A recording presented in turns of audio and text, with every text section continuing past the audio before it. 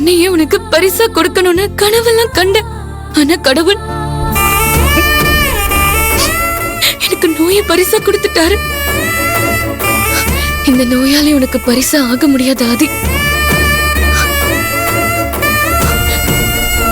உனக்கு சுமையாதான் இருக்க முடியும். நீ எனக்கு கிடைக்கலனாலும் பரவாயில்ல, உனக்கு நல்ல வாழ்க்கை அமையணும். நீ எங்க இருந்தாலும் யார கல்யாணம் பண்ணிக்கிட்டாலும் நீ நல்லா இருந்தா போதும். அத பாத்துக்கிட்டே நான் வாழ்ந்து முடிச்சிருவேன்.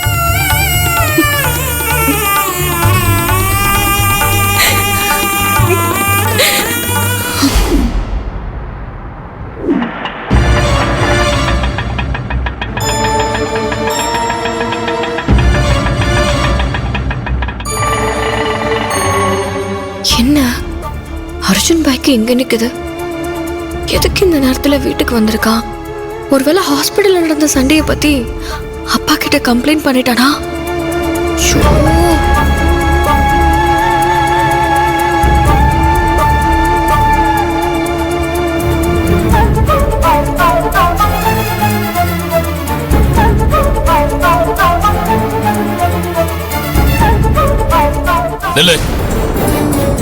உன் மனசுல என்ன நினைச்சிட்டு இருக்க? மாப்பிள்ள உனக்காக எவ்வளவு நேரம் வெயிட் பண்ணிட்டு இருக்காரு தெரியுமா? எவ்வளவு நேரம் கழிச்சுதான் வீட்டுக்கு வருவியா?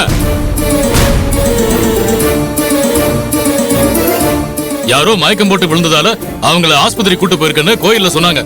சரி, நீ உடனே வந்துருவேன்னு காத்துக்கிட்டு இருந்தா நீ வரவே இல்ல. நான் போன் பண்ணி நீ எடுக்கல.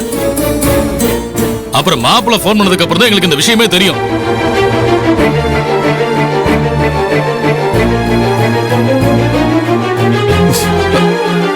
மாமா, மதி கல்யாணத்தை விட அவ ஃப்ரெண்ட்ஸை தான் முக்கியமா நினைக்கிறா. அதனாலதான் பத்திரிக்கைய கோயில்ல வச்சு சாமி கும்பிட வந்துட்டு அத பத்தி கவலையே இல்லாம உங்க 2 பேரையும் விட்டுட்டு மகிழினிய கூட்டிட்டு ஹாஸ்பிட்டலுக்கு வந்திருக்கா.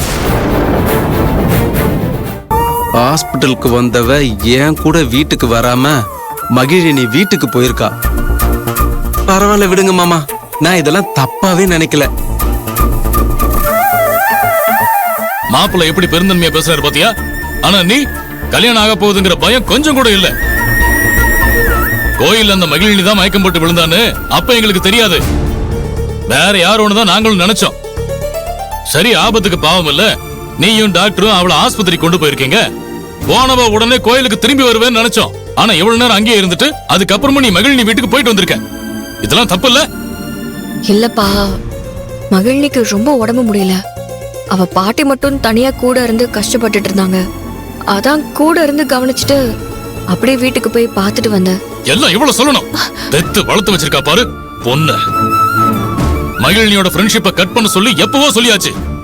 என் பேச்ச நீ மதிக்கிறதே இல்ல. நல்ல வேலை ஹாஸ்பிட்டல்ல சண்டை போட்டதை பத்தி அர்ஜுன் சொல்லல போல. அது மட்டும் சொல்லியிருந்தான் அப்பா இந்நேரத்துக்கு பூமிக்கு வானத்துக்கும் குதிச்சிருப்பாரு. என்னங்க, மகிழினி சின்ன வயசுல இருந்தே மதிக்கு ஃப்ரெண்ட் இல்லையா?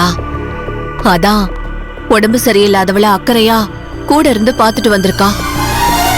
அத மாப்பிளைக்கு புரிய வைக்காம நீங்களே கோபப்பட்டா எப்படி? பாத்தீங்களா மாப்பிள்ள, எதுக்கு எடுத்தாலும் இவ பொண்ணுக்கு சப்போர்ட் பண்ணி பேசுறதுனாலதான் இவ இப்படி பொறுப்பு இல்லாம இருக்கா. விடுங்க மாமா, கல்யாணம் முடியட்டும். அதுக்கப்புறம் நான் மதியை எப்படி மாத்தி காட்டுறேன்னு பாருங்க. அதுக்கப்புறம் அவ ஃப்ரெண்ட்ஸை தேடி போகவே மாட்டா.